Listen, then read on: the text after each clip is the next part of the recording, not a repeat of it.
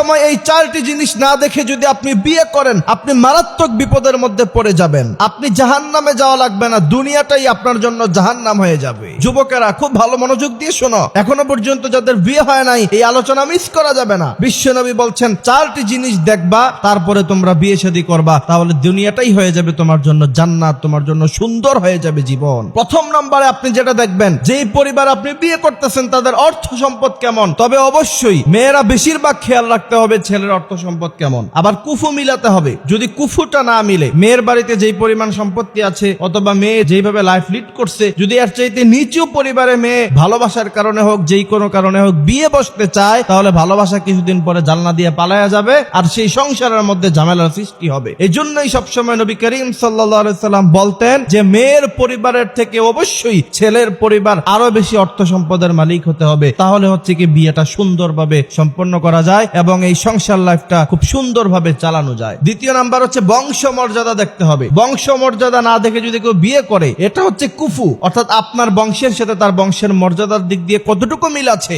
এইটা অবশ্যই দেখতে হবে। আর না হলে সাংসারিক লাইফে, বিবাহিত দাম্পত্য জীবনে আপনি কখনো সুখী হতে পারবেন না। তৃতীয় নাম্বার দেখতে হবে মেয়ের সৌন্দর্য, এটা খুব ইম্পর্টেন্ট। যদি আপনি এমন কোন মেয়েকে বিয়ে করলেন যে দেখতে ওইরকম আহামরি সুন্দর না, অথবা অনেক সুন্দর একজন নারী, সে এমন একটি ছেলেকে বিয়ে করলো যার চেহারার দিকে তাকানো যায় না, বিশ্বনবী বলছে না, তুমি সৌন্দর্য দেখে বিয়ে করো, যাতে করে বিয়ে করার পরে অন্য কোন ছেলে অথবা অন্য কোন মেয়ের দিকে তোমার নজর না চলে যায়। চতুর্থ নাম্বার হচ্ছে দিনদারিত্ব দেখতে হবে। তবে বিশ্বনবী বলছেন এই চারটা জিনিসের মধ্যে সবচাইতে গুরুত্বপূর্ণ বিষয় হচ্ছে দিনদারিত্ব। যদি কারো এমন হয় যে ছেলেটা অনেক বেশি দিনদার, মেয়েটা অনেক বেশি দিনদার, তাহলে সে তিনটাকে ছাড় দেওয়া হয়েছে। আগের যে তিনটা বিষয়, বংশ মর্যাদা, সম্পদ, সৌন্দর্য, ওইগুলির সবগুলোর চেয়ে ঊর্ধ্বে হলো আল্লাহর হাবিব বলছেন দিনদারিত্ব। ফাযফুর বিদাতিদ দ্বীন, যদি দিনদারিত্ব অনেক বেশি ভালো দেখো, তাহলে সেখানে বিবাহ বন্ধনে আবদ্ধ হও, তাহলে জীবনটা সুন্দর হয়ে যাবে।